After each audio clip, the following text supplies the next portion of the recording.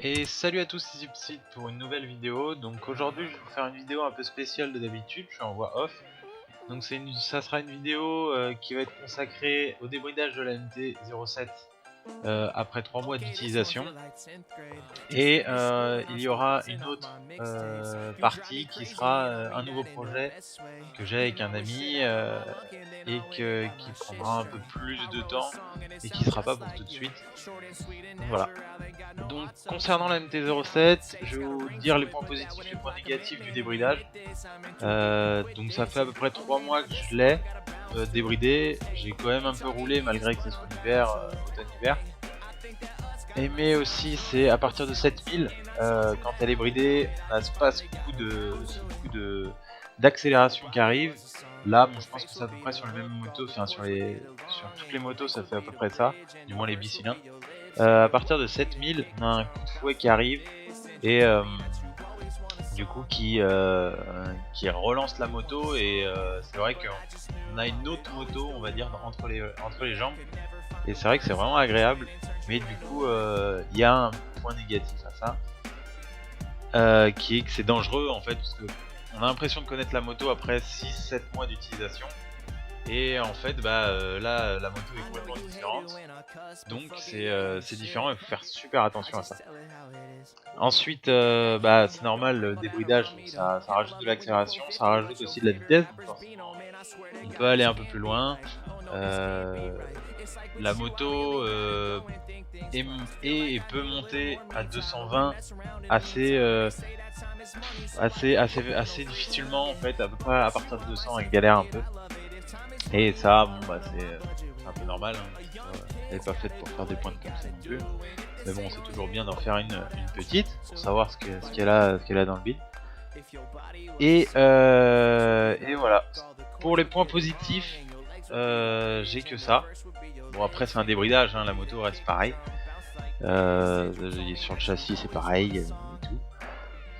Point positif qui peut être un point négatif pour des personnes, la moto en full lève carrément plus facilement que en bridé. Donc en bridé elle peut lever en première, deuxième un peu plus compliqué, la troisième en embrayage, je parle sans l'embrayage.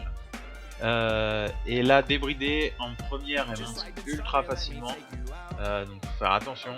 En deuxième elle monte aussi assez facilement. Malgré tout, bon, ça reste gérable, hein. Elle monte mais sans être assez agressif, quoi. Ça monte vraiment lentement. Et la troisième lève aussi. Après en embrayage j'ai vu des vidéos où les mecs levaient en deuxième, troisième, quatrième. Donc voilà. Après je m'abuse pas à faire avec l'embrayage, je pas niquer l'embrayage. Donc il y a ce côté de roue que les gens peuvent aimer, parce que les gens qui veulent lever, ça va leur faire plaisir. Ceux qui veulent pas lever, faire un peu attention à ça. Et donc il y a aussi le point négatif du prix. Donc le prix du débridage est ultra cher, les pièces coûtent 160 €. Mais pour moi ça vaut vraiment le coup si on est à deux, qu'on a lâché le A2 et que la moto on l'a depuis un certain temps. C'est vraiment énorme. La moto a vraiment beaucoup de reprises. C'est une super moto avec un très très bon moteur. Donc voilà. Et un autre point négatif, c'est que c'est assez dangereux. En sortant de virage, j'ai déjà levé la moto juste en donnant un coup en deuxième, et vraiment elle a levé et je me suis assez fait peur. Mais bon, faut vraiment faire gaffe en sortie de virage et en sortie de rond-point, etc., d'accélérer. Si on est en deuxième ou en première, ça peut très vite patiner et vite tomber, en fait. C'est ça le problème. Donc pour la MT, voilà, je suis vraiment super content de la MT, qu'elle soit bridée ou débridée. C'est vraiment une super moto. Après, je la conseille pas forcément pour les jeunes permis, parce que c'est une moto qui est qui est très facilement à mettre, c'est très facilement à gérer comme moto, mais en première moto, ça va vous faire assez peur. Et vaut mieux commencer sur un 300, par exemple un Ninja 300, c'est un peu sportif. Mais moi, mon ancienne moto, c'est une Inazuma 250, et c'était vraiment suffisant pour commencer à rouler, commencer à pencher marcher et connaître, s'habituer avec les vitesses, s'habituer avec le guidon, et voilà, et vraiment c'est super sympa malgré tout. Je sais qu'il y a beaucoup de jeunes motards qui veulent prendre une MT, et je pense que c'est quand même une bonne idée malgré qu'elle soit dangereuse comme moto, parce que ça a vraiment beaucoup de trous, même en bride. Donc voilà pour la MT. Alors mon projet que j'ai entrepris avec un ami que vous allez voir, que vous avez déjà vu, Shiver 750. Donc c'est l'achat d'une moto, comme vous avez pu le voir depuis tout à l'heure, c'est une moto, c'est une Gilera ou Gilera, je sais pas, GSM, donc une 50 qui est équipée avec un Metrane Kit 70, un carbu de 24, au Conti, amortisseur Conti. J'ai acheté ça pour 250 € à un collègue. C'est une moto qui demande à être un peu restaurée. C'est une moto qui a 16 ans, 17 ans, et donc qui demande à être nettoyée. Elle démarre super bien, le pot à remettre en état, les jantes et l'état général de la pneu, des pneus de route, donc comme 50.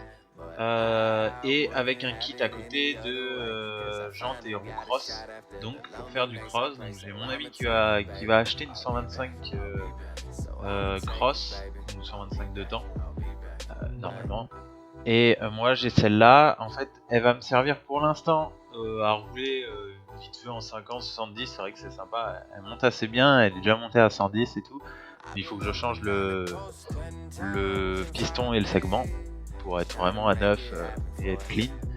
Mais c'est aussi pour ma copine qui va passer son permis 125, et donc c'est un peu pour l'habituer pour les vitesses, c'est un peu pour l'habituer à manier une moto sans être trop dangereux. Comme ça, une 50, je l'ai acheté 250 €, c'est pas du tout énorme, c'est rien.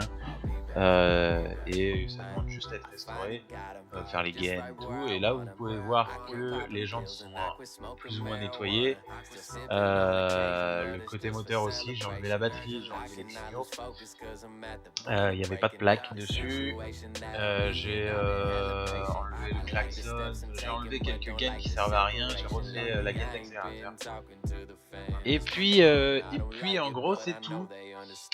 C'est une moto qui va être mise en cross, je sais pas trop quand, je pense avant l'été, et il faut que je refasse la segmentation et le piston. Et voilà, le carbu a été nettoyé, et la partie cycle, je suis en train de la refaire, nettoyer là. Donc voilà. Donc si vous avez des petites questions sur la 50, comme ce soit sur la MT, les débridages de la MT ou la 50, voilà, je m'y connais pas du tout, voire pas du tout, un petit peu maintenant sur les 50, donc dites-moi si c'est une bonne moto, si c'est un bon compromis d'avoir un carbu de 24 pour un kit 70. Elle est réglée, elle marche super bien, vous pouvez le voir sur les vidéos, elle marche assez bien. Et voilà, donc je vous dis à plus, et puis j'espère vous voir nombreux dans les commentaires. À plus.